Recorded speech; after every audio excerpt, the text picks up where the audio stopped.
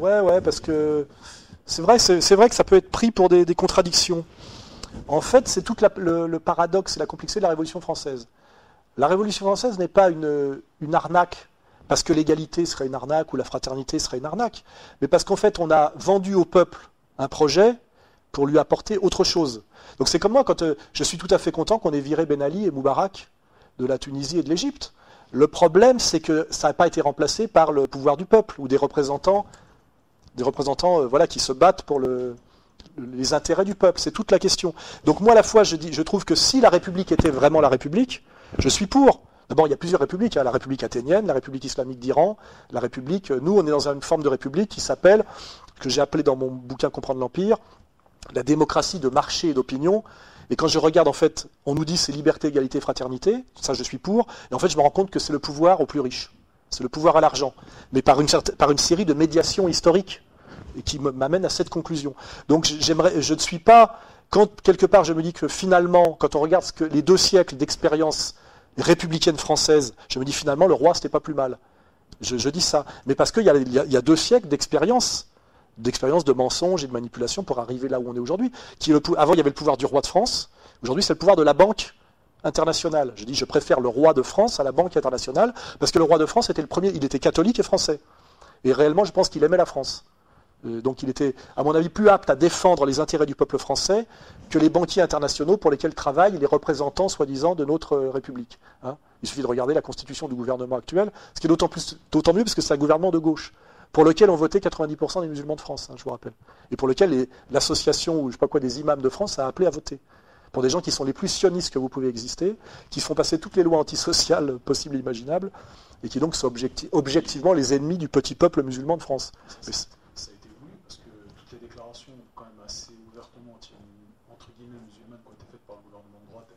Oui, puis Marine Le Pen aussi d'ailleurs. C'est le principe de l'épouvantail, l'épouvantail, pour vous ramener au vote qui est l'indigénat réel. Je dis toujours, c'est ce que j'envoie le message à Ouria Boutelja, elle est dans l'indigénat, elle en bouffe et elle n'a aucun intérêt d'en sortir et elle ne veut pas en sortir. Salariée de l'Institut du monde arabe, insulter les sous-chiens et soi-disant le Front National alors que c'est pas le pouvoir, et finalement est finalement au service du pouvoir. Elle est finalement dans la même situation que Caroline Fourest. Et ça s'appelle l'indigénat. Finalement, je dis, sortez de l'indigénat. Qu'est-ce que c'est que l'indigénat? Vous le savez très bien. Il y a un pouvoir qui était avant un pouvoir colonial, mais là qui est un pouvoir indigène. Et à un moment donné, on n'a pas les moyens de l'autonomie, et on se soumet à lui, et on fait ce qu'il vous demande. Et aujourd'hui, toutes les élites officielles de la communauté musulmane de France sont dans une situation d'indigénat, vous le savez très bien. Et vous le voyez, la manière dont il s'appelle Boubaker, c'est ça, là, les déclarations de Boubaker, chaque fois qu'il faut en faire une, c'est toujours de la soumission au pouvoir. Alors au pouvoir républicain français, c'est-à-dire au pouvoir maçonnique, au pouvoir judéo-sioniste, vous le savez très bien, vous le vérifiez. Et donc moi la phrase que je lance à Chambi, à Ouria Boutelja et à tout le monde, c'est sortez de l'indigénat. Et je dis même, je l'ai expliqué plus tard, c'est mon intérêt. C'est mon intérêt que la communauté musulmane soit une communauté authentiquement autonome et puissante dans la France, parce que nous avons des intérêts communs et des destins communs et des alliances objectives, si nous voulons combattre contre le pouvoir, notamment le pouvoir sioniste en France. Vous n'aimez pas la domination sioniste pour votre solidarité avec la Palestine, parce que le sionisme veut mettre à genoux le monde musulman, et d'ailleurs théologiquement et géopolitiquement. J'ai été moi-même soumis par le sionisme, je vous le dis, je suis un Français qui vit sous domination sioniste. La France des Français ne s'appartient plus, vous le savez. Et je dis, c'est ce que je disais à Chamby, prenez toute votre place en France, c'est mon intérêt de Français, que vous soyez un contre-pouvoir. Alors que pour l'instant, vous êtes dans la main, vos représentants sont dans la main des sionistes. Vous êtes une force d'appoint du pouvoir sioniste, vous êtes une force de déstabilisation du pouvoir sioniste quand ils ont besoin de vous. Ils font brûler des bagnoles, ils font chanter des rappeurs, ils font déclarer des déclarations de guerre à des soi-disant salafistes en survêtement, tantôt niçois, tantôt l'affaire Mera, etc. Je dis, il est de mon intérêt de Français de souche catholique qui aime son pays et qui est encore dans la fierté et même l'arrogance de ce qu'était la grande nation française, qui a amené jusqu'à le début de la fin le début de la fin est Waterloo, mais on a été la plus grande nation du monde, d'où mon arrogance que comprennent parfois pas certains Maghrébins qui n'ont connu que la soumission, qui pour eux exister c'est tapiner. Moi j'ai encore le souvenir où exister c'est dominer et ne pas se soumettre à l'anglais ne pas se soumettre à l'allemand. Hein, c'est ça l'histoire de France. Et donc mon arrogance, ma fierté, ma dignité, je la puise dans cette grande histoire glorieuse, comme vous essayez de la puiser dans la grande histoire glorieuse de l'Empire musulman. Parce que vous ne pouvez pas la prendre dans la grande histoire glorieuse de la Tunisie de ce dernier siècle, de l'Algérie du 19e siècle, ou du Maroc actuel. Vous le savez très bien. Parce que c'est que de la soumission, de la trahison, du mensonge, du bricolage, etc. Mais par contre, dans la grande épopée islamique, vous pouvez. C'est pour ça que souvent vous réislamisez, parce qu'on cherche toujours des valeurs dont on peut être fier pour se construire. Et je disais bien en tant que sociologue que les types issus des banlieues, c'est-à-dire entre je sais pas quoi, l'avenue Yuri Gagarine, le McDonald's et le club Léo Lagrange, pour se retrouver des racines, pour se construire, il fallait qu'ils passent par la réislamisation.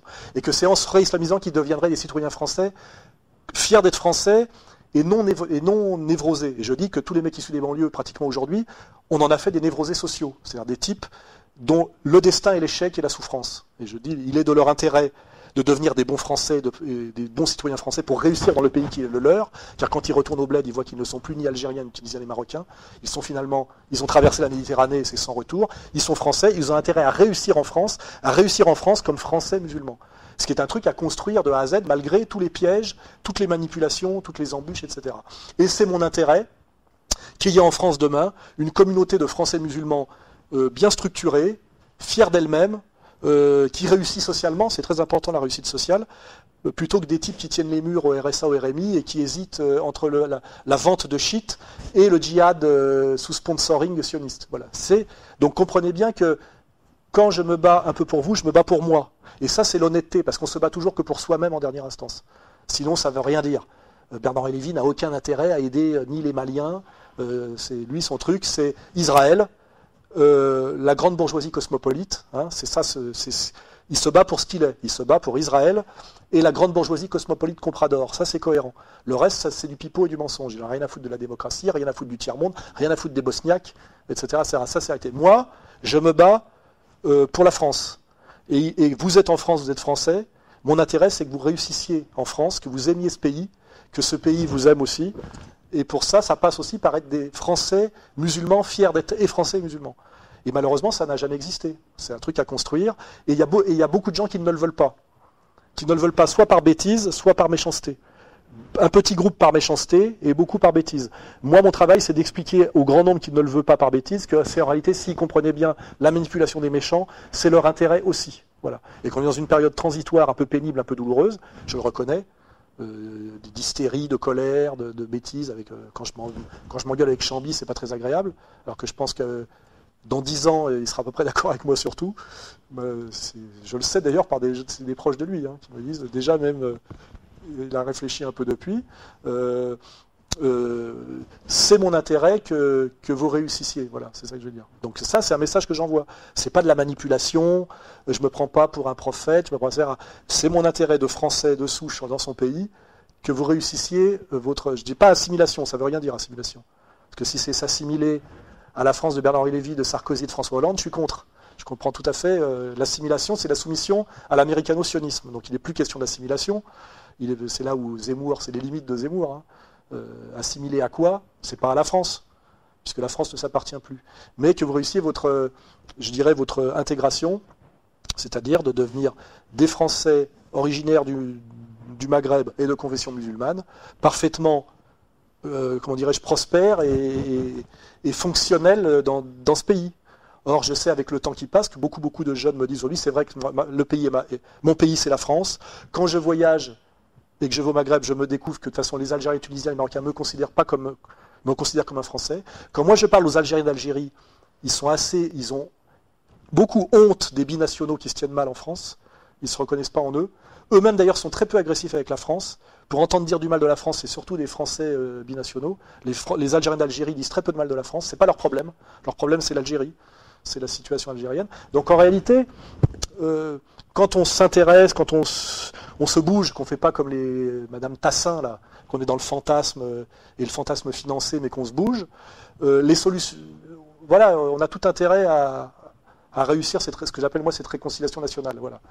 Et ceux qui sont contre, souvent c'est ceux qui ne comprennent pas, ceux qui sont payés pour ne pas comprendre, et nos ennemis objectifs, c'est ça.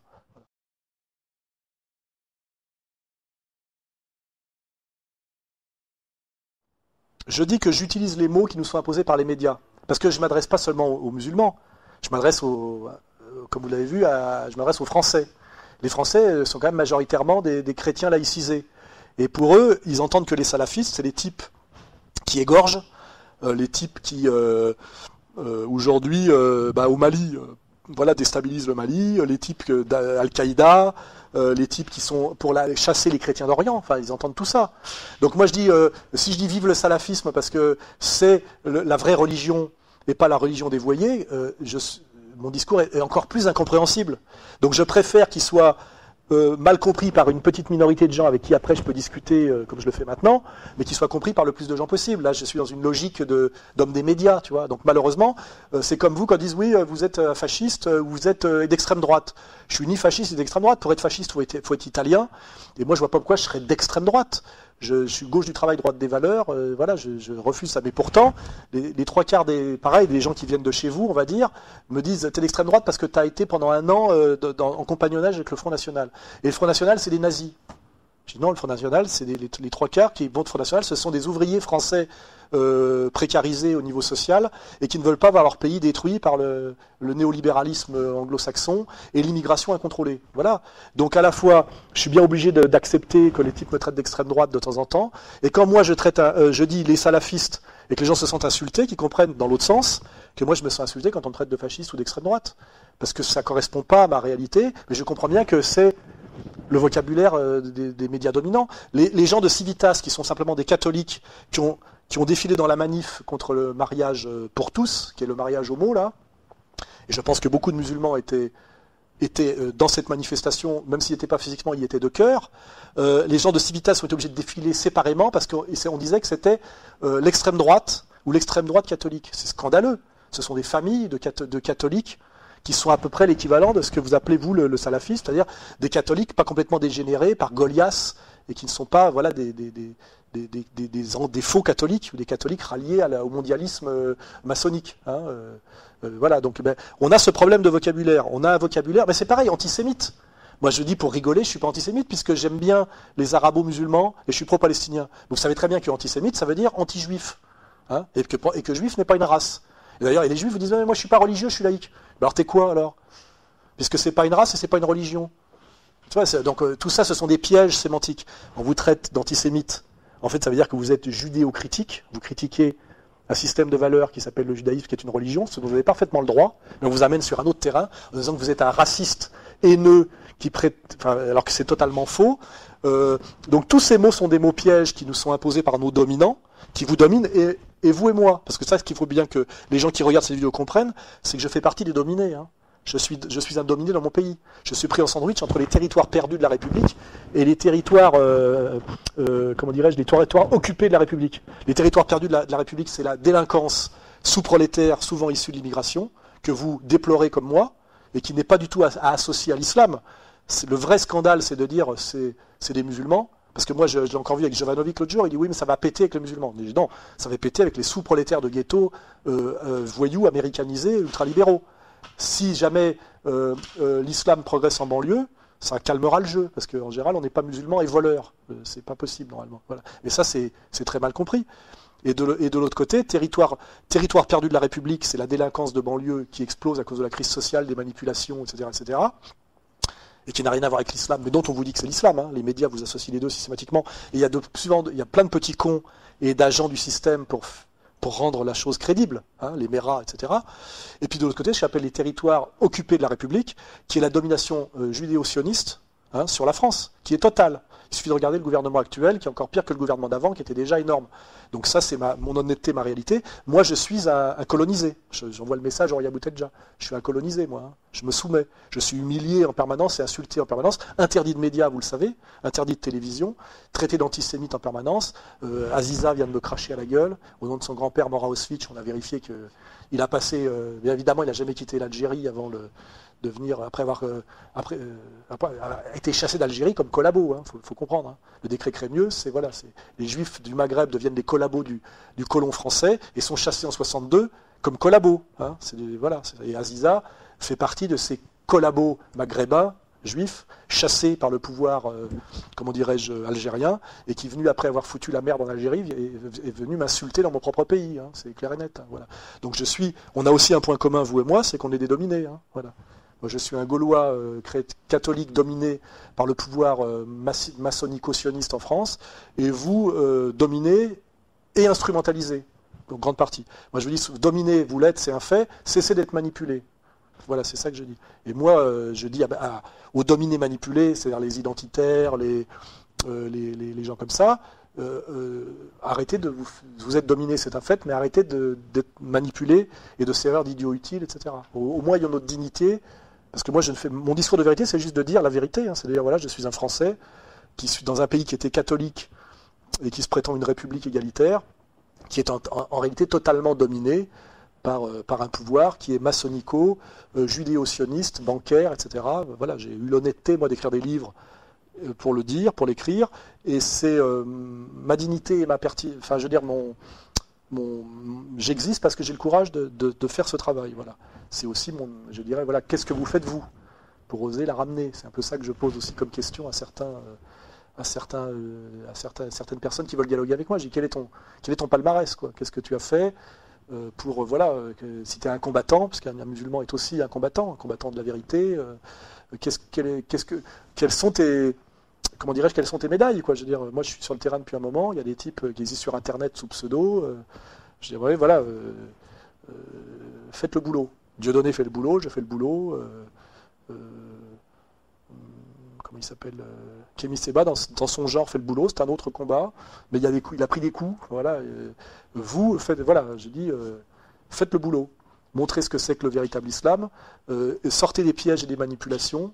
Je pense que vous les avez identifiés. C'est pas parce qu'on est musulman qu'on est pour l'immigration incontrôlée. C'est pas parce qu'on est musulman qu'on doit déclarer la guerre aux Français de souche catholiques. C'est pas parce qu'on est musulman qu'on doit être contre qu'il y ait des sapins de Noël à Noël. Hein, je veux dire, vous remarquez d'ailleurs qu'il y a eu des mezuzahs, des chandeliers à 7 branches pour le Hanouka partout. Hein. La laïcité, elle est où, quoi? Voilà. Moi, je le dénonce, ça, vous voyez. Voilà, donc c'est ma réponse, quoi. Moi, je suis obligé d'employer parfois. Alors, à un moment donné, pour ne pas dire salafiste, je disais takfiriste, parce que c'était un peu plus précis. Voilà. En réalité, je préfère dire islamo-sioniste. Hein. C'est un terme qui me correspond. Pour ne pas rentrer dans la théologie musulmane, je dis, voilà, les islamo-sionistes et les islamo-racailles sont mes ennemis. Voilà, c'est clair. Et là, vous avez les islamo-sionistes, vous avez on va dire toute l'élite musulmane française soumise au pouvoir français maçonnico-sioniste, et les islamo-racailles, c'est tous ces petits délinquants issus du sous-prolétariat immigré qui croient incarner l'islam ou défendre l'islam en faisant le contraire de ce que l'islam enseigne et préconise, et qui font donc, et par le haut et par le bas, beaucoup de tort à la communauté musulmane de France. Voilà. Dans l'intérêt de qui, la question est posée, et il est facile de trouver la réponse. Voilà.